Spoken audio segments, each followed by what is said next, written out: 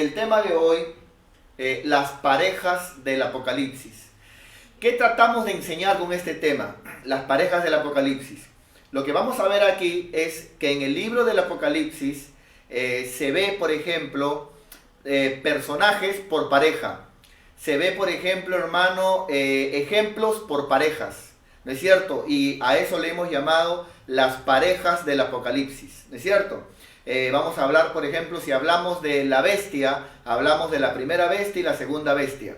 Si hablamos, por ejemplo, hermano, de que va a venir algún testigo de parte de Dios, hablamos de los dos testigos, ¿no es cierto? Si hablamos, por ejemplo, de los 144.000, hablamos, por ejemplo, de los primeros 144.000 en el capítulo 7 de Apocalipsis y los otros 144.000 en el capítulo 14. Si hablamos, por ejemplo, de las marcas o sellos, hablamos del sello de Dios, ¿no es cierto? Y de la marca de la bestia. Entonces, son cosas que vienen por pareja.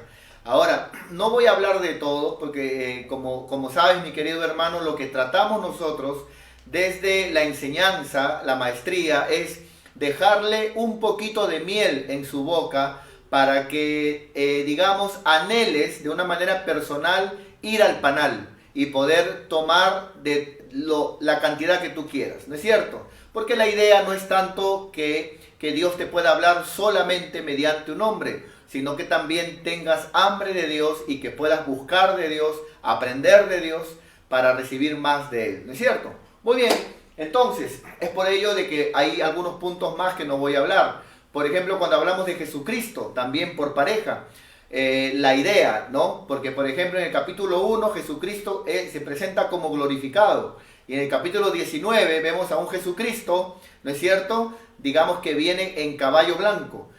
Cuando hablamos de la tribulación, hablamos, por ejemplo, de la tribulación, 3 años y medio, y de la gran tribulación, ¿no? O sea, de dos por pareja. ¿Es el único tema? No es el único tema. Por ejemplo, hermanos, usted puede buscar también los trinos en el Apocalipsis, ¿no es cierto? Por ejemplo, usted puede buscar eso, hermano, y va a encontrar 3 en diferentes ejemplos en el Apocalipsis. Y todo eso trae una gran enseñanza, hermano. También puede buscar, por ejemplo, hermano, los 7 del Apocalipsis. Sería tremendo. Ahí es mucho más todavía. ¿Por qué?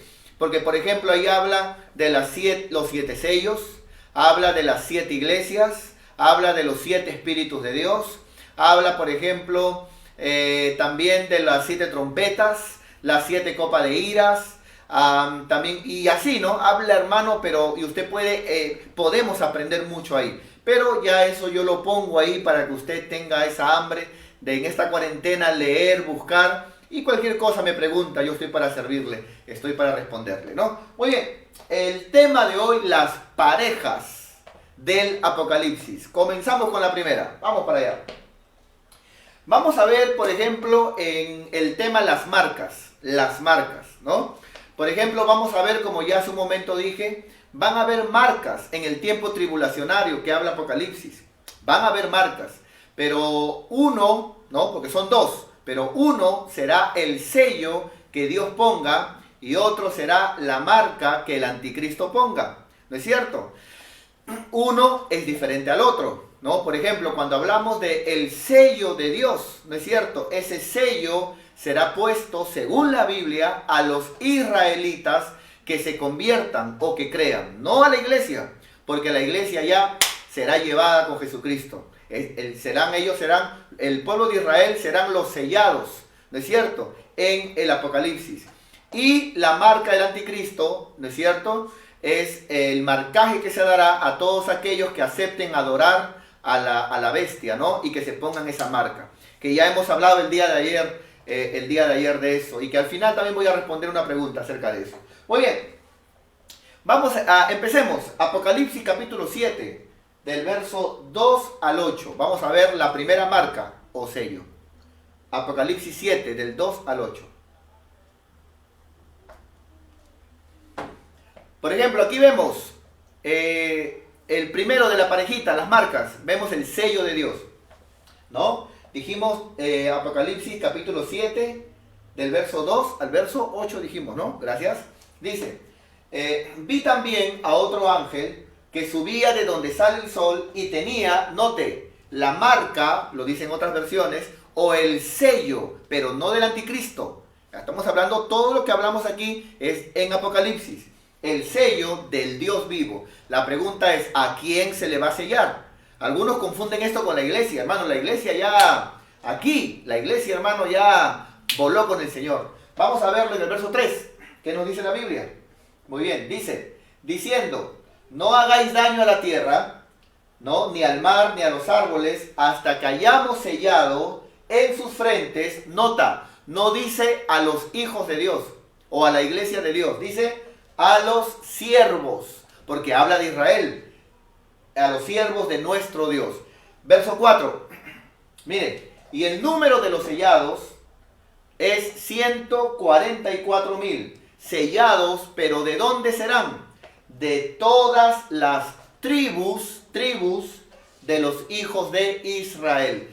El primer sello va a ser para Israel. Y aquí comienza a hablar, si lo levantamos rápidamente, por favor. Por ejemplo, aquí Judá, Rubén, Gad, Aser, Neftalí, Manasés, Simeón, Leví, Isaacar, Zabulón, José, Benjamín.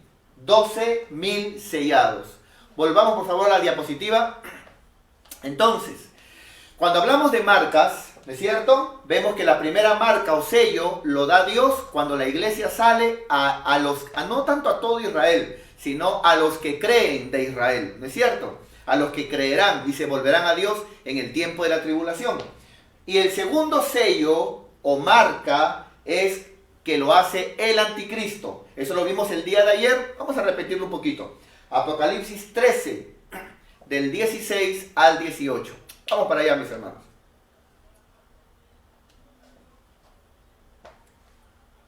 Apocalipsis 13, del verso 16 al 18. Estoy yendo un poquito lento, tranquilo y tratando de explicarlo como para escuela dominical, ¿no? Para que se entienda. Muy bien. Muy bien, dice la Biblia, note, aquí ya está hablando ya de cuando aparece el anticristo, ¿no? Y dice, y hacía que a todos, ¿no? Hacía que a todos, pequeños y grandes. El día de ayer aprendimos que quien hace ese trabajo es el falso profeta. Y dice, pequeños y grandes, ricos y pobres, libres y esclavos, se les pusiese, note, una marca en la mano derecha o en la frente. Note esa palabra, una marca, pero ya una marca no puesta por Dios, sino por, digamos, el anticristo mediante el falso profeta. ¿Es cierto? Es una marca. Entonces, en el tiempo tribulacionario, en Apocalipsis, vemos un sello de Dios y una marca del anticristo. 17, dice, y que ninguno pueda comprar ni vender, ahí ya lo vimos ya en la marca 666, www, que se usa hoy en esas rayitas de consumo y confirmando que no se puede comprar ni vender, sino que el que tuviese la marca o el nombre de la bestia. 18, dice la Biblia, aquí hay sabiduría, ¿no? El que tiene entendimiento, dat en el hebreo, cuente el número de la bestia. Ayer comenzamos a ver algunos ejemplos y comenzamos a buscar ese número, el número 6, comenzamos a buscar en diferentes ejemplos que son tipo del anticristo. Cuente el número de la bestia, pues su número es número de hombre, el 6, y su número es 666, ¿no? Muy bien, salgamos por favor. Entonces, ya vimos aquí las marcas, ¿no? Las marcas, van a haber dos marcas, ¿no? La marca a Israel, ¿no es cierto? Llamado el sello de Dios, para aquellos que crean, y la marca al anticristo para aquellos que acepten adorar a la imagen de la bestia. Siguiente, por favor. Los 144,000. Cuando hablamos de los 144,000, hermanos, especialmente cuando un testigo de Jehová va a tu casa y te toca la puerta, ¿no? Y te hablan de que creas para que seas parte de los 144,000 que serán salvados, es una palabra que se malentiende mucho, ¿no? Los 144,000 no es un tema, son dos veces que se repiten los 144,000, en el capítulo 7 y en el capítulo 14. Hay que responder quiénes son los 144,000 del capítulo 7 y quiénes son los 144,000 del capítulo 14. Del capítulo 7 ya lo vimos, pero para que una repasadita nomás. Apocalipsis 7, del 4 al 8. Hay dos 144.000. El primer 144.000, vamos a verlo en el verso 4 al 8. Usted lo puede ver, dice, y el número de los sellados es 144.000 sellados, pero ¿de dónde? De todas las tribus de los hijos de Israel. Entonces, los primeros 144.000 del capítulo 7, como ya dijimos, serán los que crean, los que serán sellados, pero de Israel. Los primeros 144.000 habla de israelitas. Vamos a ver ahora, por favor. En el capítulo 14 dijimos, ¿no? O salgamos, por favor, a la diapositiva para verlo mejor. Ajá, muy bien. Capítulo 14 ahora, los otros 144.000. 14, del 1 al 5. Vamos para allá. Para ver quiénes son los otros 144.000. Amén. Prepárese para glorificar el nombre del Señor. ¿Eh? No te me quedes tieso ahí, hermano, solamente escuchando. Vamos a glorificar el nombre del Señor. Muy bien, mira lo que dice la Biblia.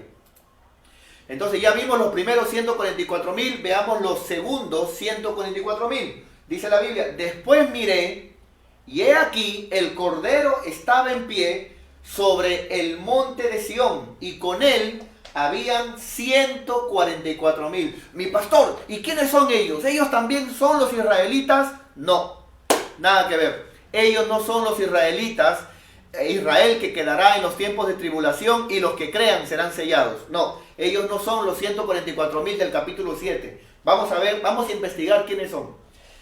Dice, ellos son los 144.000 que tenían el nombre de Dios y el de su Padre escrito en la frente. ¿Pero quiénes son? Muy bien, verso 2. Y oí una voz del cielo, como estruendo de muchas aguas, y como sonido de un gran trueno, y la voz que oí era como de arpistas que tocaban sus arpas. Entonces, acá está hablando no de gente terrenal, sino de gente, hermano, que viene del Señor del cielo. Mira, verso 3. Y cantaban un cántico nuevo. No está hablando de la tierra, ¿no es cierto? Porque en la tierra hay tribulación. O sea, estos 144.000, ¿no es cierto? Es gente salvada que está en el cielo. Ahora, miren. Y cantaban un cántico nuevo delante del trono. ¿Ve? Delante del trono. Delante del trono de Dios estaban estos 144.000. ¿Lo vio? Entonces no habla como los del capítulo 7, que son gente humana de Israel que creerá en la tribulación. ¿No es cierto? Habla de gente que estará con el Señor en el cielo.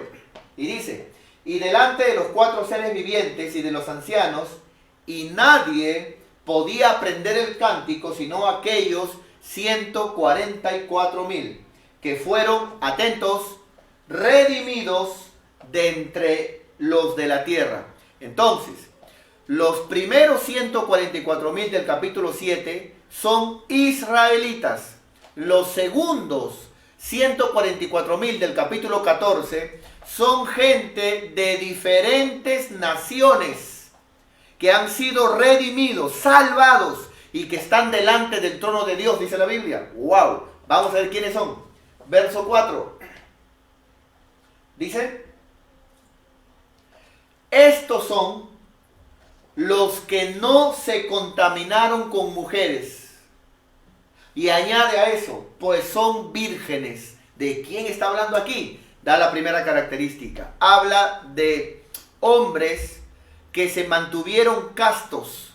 ¿No es cierto? Y que y no solamente se mantuvieron castos, sino que lo que está hablando ahí es que de alguna forma no se casaron, ¿no? Se mantuvieron virgen, pero tampoco fornicaron, ni tampoco se manosearon, ni se besaron con ninguna mujer.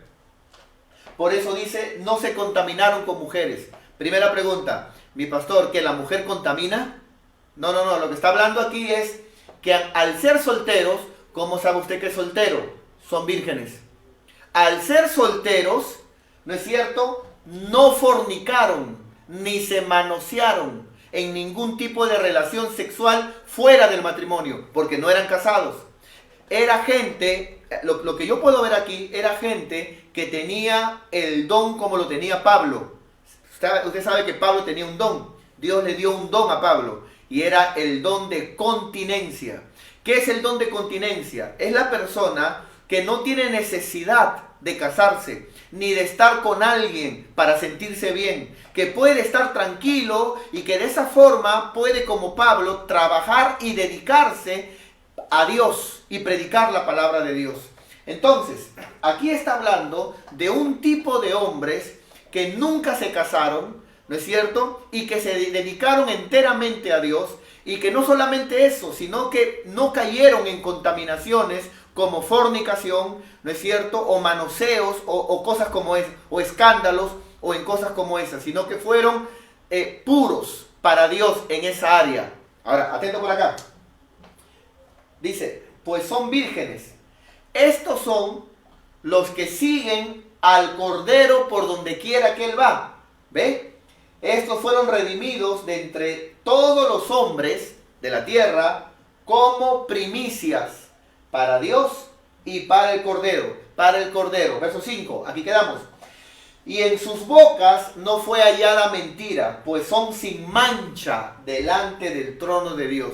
Son hombres que se dedicaron enteramente a Dios, de diferentes naciones, de diferentes tiempos, de diferentes siglos, de diferentes lugares, personas que tenían esa capacidad de solamente dedicarse a Dios nada más, y que no se contaminaron ni fornicando, ni manoseándose, tampoco se casaron, por eso dice que eran vírgenes, tampoco se casaron, pero se dedicaron enteramente a Dios y predicaban la palabra de Dios y odiaban el hablar mentira. Ellos son los segundos 144,000. Amén. Salgamos, por favor, hermanos. Muy bien, entonces ya vimos las marcas, 2, ya vimos los 144,000, 2, siguiente, por favor. Estoy tratando de aprovechar el tiempo porque hay bastantes y hasta donde me alcance, hermano, ¿eh? ¿Ya? Muy bien. Las muertes. ¿Ah? Cuando hablamos de las muertes, por ejemplo, hermano, si hoy hablamos de la muerte, ¿no es cierto?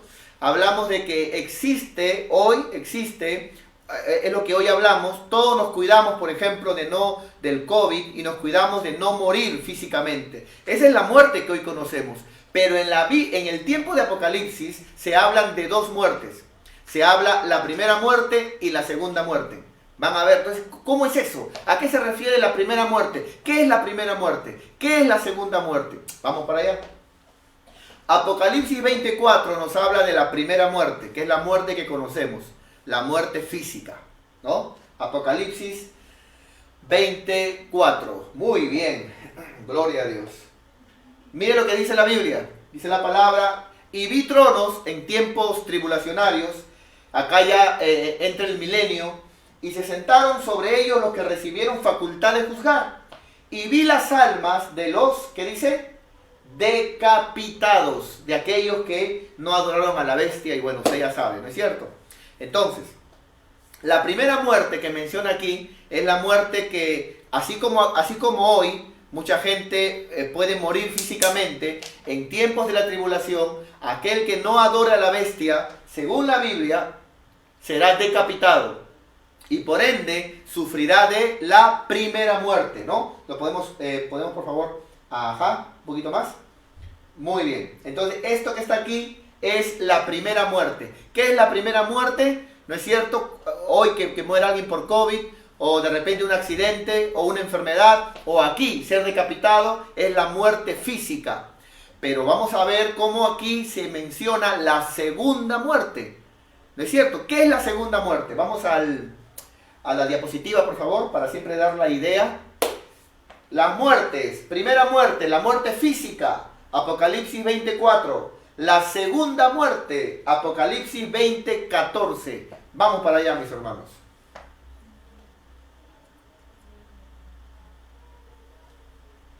Apocalipsis 20:14. Gloria a Dios. Dice la Biblia, acá está. Y la muerte y el Hades, este también es otra parejita, que está desde el capítulo 1 o 2. ¿No es cierto? Está, y la muerte y el Hades como que caminan juntos, ¿no? Esta es otra parejita también, espero que lleguemos ahí, porque está al final. Y la muerte y el Hades fueron lanzados al lago de fuego. Este es el infierno, al lago de fuego. Esta es la muerte segunda. Entonces, la primera muerte, ¿qué cosa es? Es la muerte física. Y la segunda muerte, o la muerte segunda, ¿qué es? Es cuando eternamente soy lanzado a un lugar llamado el lago de fuego. ¿No es cierto? No hablamos del temporal Hades. No hablamos del Hades temporal. ¿No es cierto? No, sino el lago que arde con fuego y azufre, que dice la Biblia. Donde también será lanzada la muerte y el Hades. Porque la Biblia dice que en la eternidad no habrá muerte. ¿Por qué no habrá muerte? Porque la muerte será muerta. Así dice la Biblia.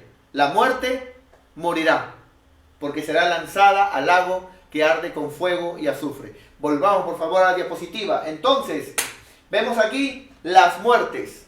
¿No es cierto? Vamos a recapitular desde atrás, por favor. Ajá, desde las marcas.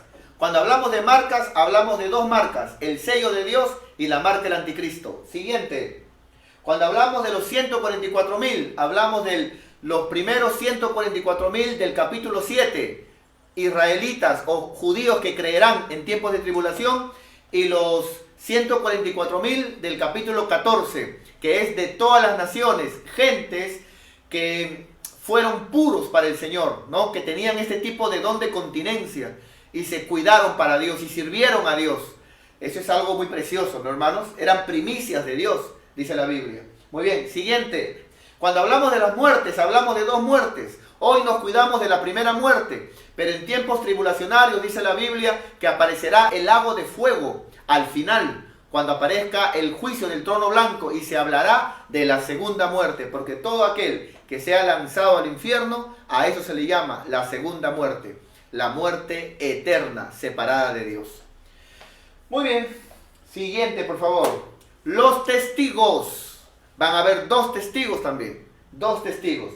Eso lo vemos en Apocalipsis 11, del 3 al 6. Dos testigos. Muy bien. Apocalipsis 11, del 3 al 6. Y vamos un poquito también a reafirmar más o menos quiénes creemos que son. Cuando decimos quiénes creemos que son, es porque nadie, ningún pastor, ninguna iglesia puede saber quiénes son. Porque la Biblia no dice literalmente quiénes son. Podemos creer quiénes son, pero la Biblia no dice quiénes son. Ahora, algunos creen mal, otros creen bien. Vamos a ver. Por ejemplo, dice la Biblia, y daré a mis dos. Van a haber dos testigos. Así como van a haber dos bestias, ¿no? La primera bestia y la segunda bestia, el anticristo, el falso profeta, también van a haber dos testigos. Y daré a mis dos testigos que profeticen, que prediquen por 1260 días, 3 años y medio, vestidos de silicio. Estos testigos son los dos olivos que vemos en el Antiguo Testamento y los dos candeleros que están en pie delante del Dios de la tierra. ¡Qué tremendo! Si alguno quiere dañarlos, sale fuego de la boca de ellos y devora a sus enemigos. Y si alguno quiere hacerles daño, debe morir también de la misma manera, dice. Verso 6. Estos, los dos testigos, tienen poder para cerrar el cielo a fin de que no llueva. ¿No es cierto? A fin de que no llueva. Y esta cualidad la tenía Elías. Dice, en los días de su profecía. Pero también tienen el poder de convertir las aguas en sangre y para herir la tierra con toda plaga. ¿No es cierto? Cuantas veces quieran. Muy bien. Entonces, estos dos testigos van a predicar en tiempos tribulacionarios, en tiempos de la primera, los primeros 3 años y medio. Ahora, atentos por acá. Dice que tendrán el poder de cerrar el cielo para que no llueva. Ese poder lo tenía Elías. Por eso que la mayoría de pastores no tenemos problemas en creer que el primer testigo que menciona es Elías. Y sabes, te cuento algo. Elías no murió. Elías fue arrebatado al cielo. Entonces, cuando habla la Biblia que hay dos olivos, dos candelabros, que son los dos testigos que están delante de Dios, esperando para en tiempos de tribulación venir a la tierra, yo puedo saber que uno de ellos es Elías, porque Elías no murió. Y la Biblia dice en Hebreos 9:27 que está establecido que todo hombre muera una sola vez y luego el juicio. Pero Elías no murió. Entonces Elías es uno de esos dos testigos. Ahora bien, luego dice que también tendrán el poder de convertir las aguas en sangre y también de herir con toda plaga. Entonces muchos dicen, Moisés, pero hay un problema con Moisés. ¿Cuál es el problema de Moisés? Que Moisés murió. Y la Biblia dice que está establecido, es una ley, que todo hombre muera. Y luego el juicio. ¿Cómo sería con Moisés? Murió, tienen que resucitarlo para que vuelva a venir. ¿En dónde dice la Biblia que será resucitado nuevamente Moisés? Ese es un problema. No, pero ahí dice que hará las cosas que hace Moisés. Claro, pero si solamente vamos a definir que es Moisés porque hace lo mismo que él, por las señales, entonces, cuando lees más abajo o te vas al capítulo 13, vas a ver que el falso profeta, la segunda bestia, hace caer fuego del cielo. Yo te hago una pregunta, ¿qué profeta hizo caer fuego del cielo? Elías. Ya, y porque el falso profeta, la segunda bestia, hizo caer fuego del cielo, ¿es Elías? No, hermano, nada que ver. Entonces, aunque el segundo testigo tiene las mismas señales que Moisés, solamente queda uno, aparte de Elías, queda uno que también fue llevado y no murió. Y está esperando para ser enviado y morir, como dice la Biblia. Está establecido que todo hombre muera una sola vez y luego de eso el juicio. Por ello nosotros creemos que estos dos testigos son esos dos personajes en la Biblia que no murieron, que no vieron muerte y que están delante de Dios guardados, esperando para poder venir a la tierra, predicar la palabra y ver muerte, porque van a morir, hermanos. Muy bien, entonces, dos testigos, salimos de acá por favor, Padre Santo, se nos va el tiempo. Entonces, dos testigos, dice la Biblia, van a haber dos testigos, ¿no es cierto? El cual creemos que son Elías o Enoc y Elías. Ajá, van a haber dos testigos. Siguiente, por favor. Las bestias. Interesante, ¿no, hermano? Cómo nosotros le llamamos anticristo, ¿no es cierto? Pero en Apocalipsis se le llama la bestia. Así se le llama. Y de verdad que el nombre es tremendo, ¿ah? Porque hay que ser bien bestia para enfrentarse contra Dios. Hay que ser bien bestia, qué bestia, para, hermano, estar en contra de Dios, sabiendo que Él es el Dios Todopoderoso. ¿No es cierto, hermano? Así que gracias a Dios que Él cambió nuestras vidas, gracias a Dios que Él nos ayudó. Así que ahí en tu lugar vamos a glorificar el nombre del Señor. Vamos a darle fuertes glorias al nombre del Señor con todo nuestro corazón para hablar de estas dos bestias. ¿Quiénes son y qué harán? Muy bien, vamos a dar fuertes glorias al nombre del Señor. A su nombre, a su poderoso nombre, a su glorioso nombre. Les hago una pregunta, hermanos. ¿Quién vive? ¿Quién salva? ¿Quién te sana?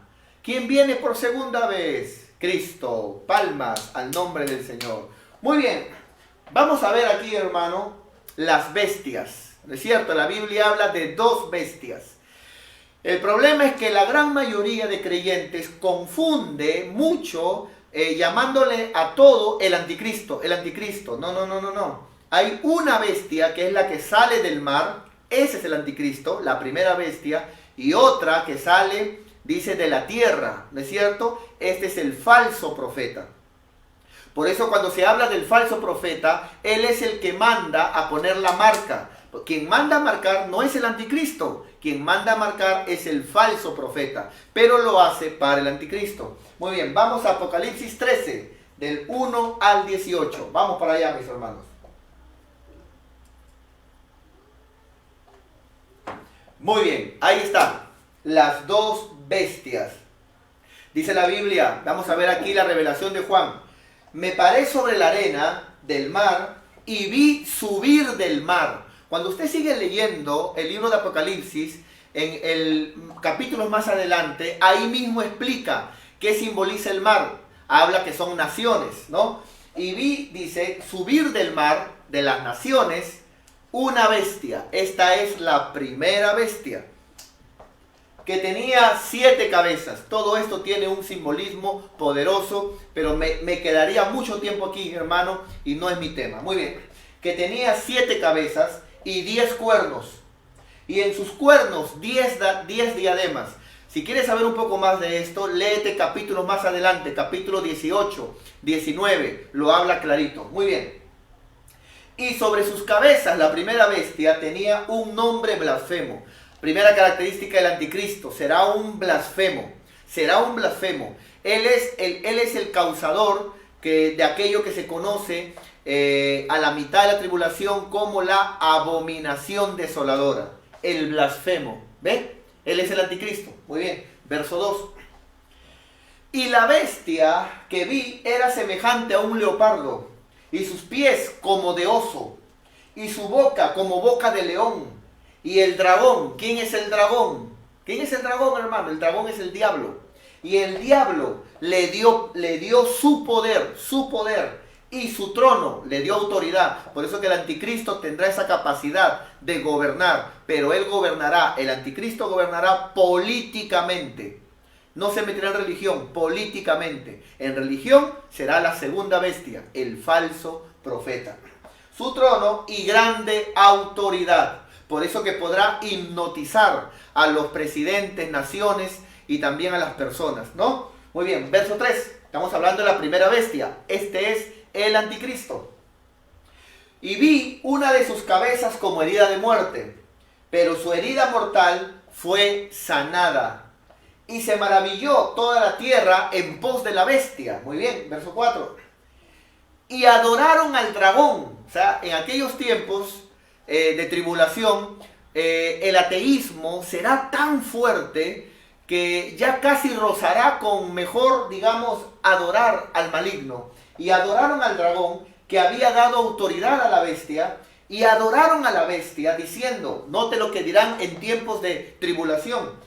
¿Quién como la bestia? Este es el anticristo. ¿Y quién podrá luchar contra ella? Políticamente, porque su área será políticamente. Verso 5, note, seguimos con la primera bestia, el anticristo.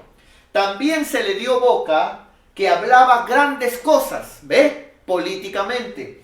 Y blasfemias también, ¿no? Este es el blasfemio. De ahí lo conocemos como la abominación desoladora, el anticristo. Y se le dio autoridad para actuar 42 meses. ¿Cuánto es 42 meses? Saca la cuenta, 3 años y medio. Esto que está acá es el inicio de la segunda etapa en los 7 años. Los 3 años y medio, la segunda etapa, ¿no? Aquí comienza la gran tribulación. Muy bien, verso 6, dice la Biblia. Y abrió su boca en blasfemias contra Dios. Esto hará el anticristo. Blasfemará contra Dios, para blasfemar de su nombre, atento por acá, de su nombre, de su tabernáculo, del templo y de los que moran en el cielo. ¿Por qué el anticristo va a blasfemar no solamente contra Dios, ni contra el templo, sino contra los que moran en el cielo? ¿Sabes por qué? Porque como la iglesia ya ha sido arrebatada, el anticristo va a criticar diciendo, ¿y dónde están esos cristianos? Cobardes, se han escondido, ¿dónde están? Y la gente estará confundida, no sé, desaparecieron, no sé qué ocurrió, algo ocurrió. Y el anticristo dirá, vamos a vivir una nueva época, un nuevo sistema, ¿no es cierto? Pero sin esos cobardes religiosos. Y blasfemará contra aquellos que ahora morarán en el cielo, nosotros la iglesia. Verso 7. Y se le permitió hacer guerra contra los santos y vencerlos. Aquí los santos son aquellos que de entre el pueblo de Israel volverán a Dios. Porque aquí en este momento, cuando se haga la imagen y cuando el anticristo, hermano, rompe el pacto con ellos, Israel se convertirá en una piedra en el zapato para el anticristo. Por eso dice, se le permitió hacer guerra contra los santos que creerán, judíos, y los vencerá. También se le dio autoridad sobre toda tribu, pueblo, lengua y nación. ¿Ve? Autoridad. O sea, el campo de expertise del anticristo va a ser un campo político, ¿no? Muy bien. Luego dice la Biblia, verso 8. Y la adoraron todos los moradores de la tierra cuyos nombres no estaban escritos en el libro del Cordero. ¿Ve? Dice que fue inmolado desde el principio del mundo. Sigamos. Dice, atento, si alguno tiene oído, dice el Señor, oiga. Pregunta, ¿quién no tiene oído? Claro, pero aquí lo que está diciendo es, escucha bien, ¿no es cierto? Escucha bien. Aquí, hermano, está hablando, mira, nota, ya estás oyendo la palabra, te estamos predicando, luego no digas, yo no supe, yo no sabía. Entonces, quien tenga oído para oír, oiga, aplique lo que estamos enseñando. En tiempos de tribulación habla y dice, si alguno lleva en cautividad, mucha gente será llevada cautiva, irá en cautividad. Si alguno mata espada, mucha gente será muerta espada. Dice, a espada debe ser muerto. Aquí está la paciencia y la fe de los santos. Hablando del pueblo de Dios, de Israel. Verso 11. Entonces, esa es la primera bestia, conocida como el anticristo, en su área de expertise en la política. Pero ahora vamos a ver a la segunda bestia. Y su área será la religión. ¿No es cierto? Y dice, después vi otra bestia. ¡Qué bestia!, ¿no? Puras bestias, hermano. Es que repito, hay que ser bien bestia, hermano, para irse contra Dios. Y luego dice, después vi otra bestia que subía de la tierra. Pero ya, note, la segunda bestia, a diferencia de la primera sale del mar. La segunda sale de la tierra. Dice, ¿no? Que subía de la tierra, tenía 2 cuernos semejantes a los de un cordero. O sea, la segunda bestia, el falso profeta, tendrá apariencia de cordero, pero hablará como un dragón. ¿No es cierto? Entonces, esta bestia será una bestia religiosa, porque esta es la que levantará la imagen, la que buscará adoración, ¿no es cierto? Por eso se le conoce, más adelante en los capítulos que le he mencionado que lea, ¿no es cierto? Más adelante lea, a esta bestia se le conoce como el falso profeta. Muy bien, 12. Esta segunda bestia ejerce toda la autoridad, o sea, tiene autoridad gracias a la primera bestia. La primera bestia le da autoridad, o sea, el dragón le dio autoridad a la primera bestia, el anticristo, para la política. El anticristo le da autoridad a la segunda bestia, para la religión. ¿No es cierto? Muy bien. Y ejerce toda autoridad de la primera bestia en presencia de ella. Y hace que toda la tierra y los moradores de la tierra adoren a la primera bestia. O sea, que la segunda bestia, su trabajo tiene que ver con lo religioso, en que la gente no solamente esté bajo autoridad política de la primera bestia, sino de que adoren, ¿no? De que adoren. Tiene que ver con religión. Y los moradores de ella adoren a la primera bestia, cuya herida mortal fue sanada. Verso 13, por favor. También dice, hace grandes señales. ¡Qué impresionante, hermano! Esto fue lo que hablé hace un momento. La segunda bestia o el falso profeta hará señales. Hermano, la gente que se quede para la tribulación va a ver cosas nunca antes vistas, hermano. Nunca antes vistas. Que Hollywood está ayudando con sus películas para que la sensibilidad que tiene el ser humano, al menos por películas, sea marcada. Entonces ya como que no tengamos miedo a nada, ¿no es cierto? Por ejemplo, usted ve las películas que hoy, hermano, las películas de terror de hoy, hermano, fácilmente te pueden dejar 1 o 2 semanas sin dormir, ¿no? En los tiempos tuyos, ¿qué película era, hermano? Drácula, La Momia. Pero ahora, hermano, las películas de ahora, Hollywood ayuda a todo esto. ¿Para qué? Para que cuando en tiempos de tribulación se vean muchas cosas, hermano, como que la gente ya esté adaptada. ¿No es cierto? Muy bien. También hace grandes señales, de tal manera que aún, note, una señal, la segunda bestia, el falso profeta, hace descender fuego del cielo. ¡Qué tremendo! ¿Usted se imagina? ¿Se imagina a un líder religioso mundial diciendo, ahora nosotros somos la verdadera religión, ahora nosotros hacemos las cosas bien, y miren la señal que hago, y hace caer fuego del cielo? ¿Usted se imagina, hermano? Todo eso lo va a ver la gente que se quedará en la gran tribulación. Dice, hará descender fuego del cielo a la tierra delante de los hombres. O sea, será hecho como una señal para que la gente crea. Y la gente dirá, ¡oh! ¿No es cierto? Por favor, vamos a ganar un poquito. 14. Y engaña a los moradores de la tierra con las señales. Por eso, esto no solamente es para aquellos tiempos, ahora también. Como cristiano, lo peor que puedes hacer es seguir las señales. ¿Cuánta gente está buscando seguir a un hombre por las señales? Seguir una iglesia por las señales. ¿Cuántos hermanos, en alguna oportunidad hubo alguien que me dijo, pastor, ya no voy a congregar? ¿Pero por qué? Le digo, no, es que yo estoy enfermo, ya tengo tiempo enfermo y como no me sano, me han invitado a una iglesia y ahí dice que el pastor sana. Pero hijito, quien sana es Dios. O sea, el problema no es el pastor ni la iglesia. Tú ten la fe y Dios te va a sanar. No, yo voy a la iglesia de allá donde me sanan. Se cambió de iglesia, hasta el día de hoy sigue enfermo, hermano. Y todavía apartado. O sea, ese hermano ahorita ya fuera hasta líder en la iglesia, hermano. Por eso no sigas las señales, sigue la palabra. ¿No es cierto? Y en un lugar donde te enseñen la palabra.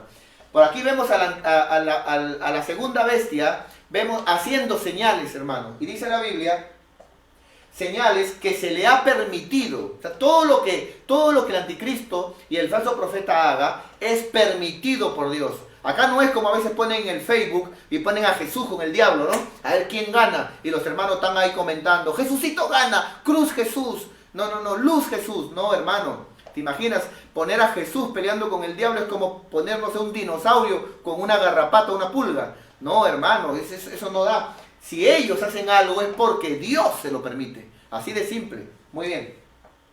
Que se le ha permitido hacer en presencia de la bestia. Dice, mandando a los moradores. Será un mandamiento, será una ley en aquellos tiempos. Mandando a los moradores de la tierra que le hagan imagen. Entonces el falso profeta será el líder religioso que hará señales, que harán que adoren a la bestia, que hará que se levanten imágenes. Mira, las imágenes. El pueblo de Israel dirá, no, pero Dios es espíritu, hay que adorarlo en espíritu. No, hay que levantar imágenes, dirá él, para que usted vea de dónde viene todo esto. Que le hagan imagen a la bestia que tiene la herida de espada y vivió. 15, por favor. Y se le permitió, note, se le permitió infundir aliento a la imagen. O sea, ¿se acuerdan la prédica de ayer? Que es un tipo el anticristo, la estatua de Nabucodonosor, ¿se recuerda? Se hará también aquí una gran estatua a la primera bestia del anticristo y se permitirá infundir aliento, así como Dios sopló aliento para que el barro se haga un hombre, un ser vivo, así también de alguna forma el falso profeta infundirá aliento a la imagen y la imagen cobrará vida.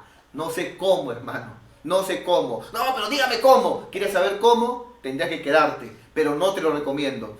Así que solamente creamos lo que dice la palabra. Van a infundir aliento a esa imagen de la bestia para que la imagen, su hermano, usted ya terror ya, para que la imagen hable la imagen, hermano, e hiciese matar a todo aquel que no la adorase. O sea, la imagen va a estar ahí. Se quedó un hermano, un frío, un tibio, un creyente carnal, alguien que no se adaptaba, alguien que no guardaba la palabra, alguien, la moda, hoy en día la moda es, por amor, todo por amor, todo por amor. Pero resulta, mi querido hermano, que si tú realmente amaras a Dios o fuera por amor, la Biblia dice que el que le ama, su palabra guardará.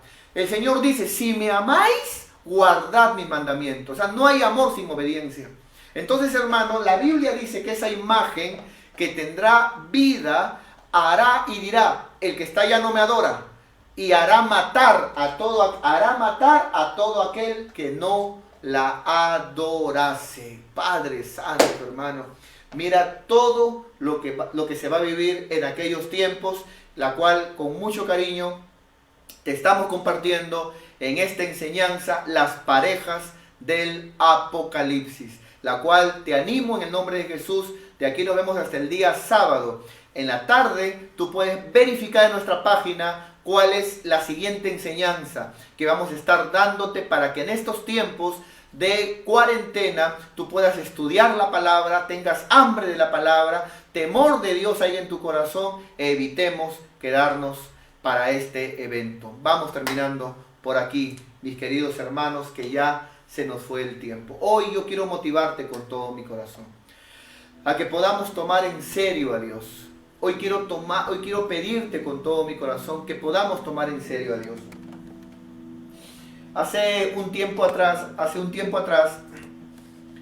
saliendo aquí de donde vivo, buscando un gasfitero, había un gasfitero Entonces él me dice, bueno, ya hay que comprar tal cosita para tu baño. Yo le digo, ya muy bien, vamos a comprarla.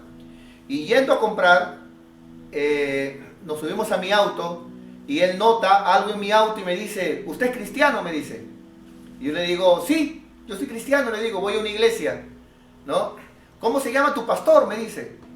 Y ya me inventé un nombre por ahí, creo que le dije el nombre de un líder, ¿no? Walter Soto, le dije, creo. Ah, ya, qué tremendo, ese cielo es poderoso, me dijo. Sí, lo que pasa es que... Y comenzó a hablarme, ¿y cuánto tiempo tienes en el camino del Señor? Me dijo. Y yo digo, bueno, tengo ahí un tiempito, ahí estoy con el Señor, amándole. Y él me dijo, yo tengo 30 años, me habló que tenía bastantes años, hermano, en el Señor. Pero me dijo algo. Él me dijo, lo más importante es que ames a Dios. Ese es lo más importante. Por ejemplo, mira, él me dijo a mí, ¿no? El Señor sabe que yo tengo defectos. A veces yo tomo, tengo, por ejemplo, más de un año que no voy a la iglesia. La otra vez que fui me peleé con el pastor. Y bueno, pero lo más importante que la Biblia dice, hermano, yo te comparto mi enseñanza. Lo más importante es que amemos a Dios. Ahí con tus defectos, ahí como sea, pero que ames a Dios. Hermano, yo no pude aguantarme. Yo le digo, hermano, discúlpame, en mi ignorancia le digo. Yo no tengo tantos años como tú, en mi ignorancia. Pero no dice la Biblia que el que me ama, mi palabra guardará. No dice la Biblia, si me amáis, y lo dice de esa manera, como diciendo, o sea, si realmente me amas, si me amáis, guardar mis mandamientos. Entonces yo le dije al hermano, no te engañes, ni permitas que te engañen. No te engañes, hermano. Mira, la Biblia no es un libro emocional, ni tampoco un libro mental. No es cuánto conocimiento tengas, aunque es bueno tener conocimiento. Ni tampoco, no es que yo siento que lo amo. Ay, Diosito sabe, yo seré el peor de todos, pero Él sabe que yo lo amo y es por gracia. La Biblia no es un libro emocional. La Biblia es un libro, hermano, la cual ha sido dejado no como un adorno para llevarlo debajo de la axila, sino para guardar. El Señor dice, guardar mi palabra. El que me ama, mi palabra guardará. Así dice la Biblia, hermano. Entonces, yo entiendo que la gracia de Dios nos salvó. Y no por obras, ¿no es cierto? Pero una vez que la gracia toca a alguien, lo capacita para que esa persona ame a Dios. Y por ese amor que tiene, le busque, le sirva. Por ese amor que tiene, Dios sea lo primero para él. ¿No? Porque no podemos ser como aquel esposo que le dice a la mujer, no, mi amor, yo te amo, tú sabes que yo te amo. Y la mujer le dice, suéltame. Nuevamente me he enterado que me has engañado. Primero me engañaste con mi prima, ahora luego con mi amiga, ahora con mi abuelita. Y siempre me engañas. Y el hombre, no, está bien, yo sé que te engaño, yo sé, está bien, pero yo te amo.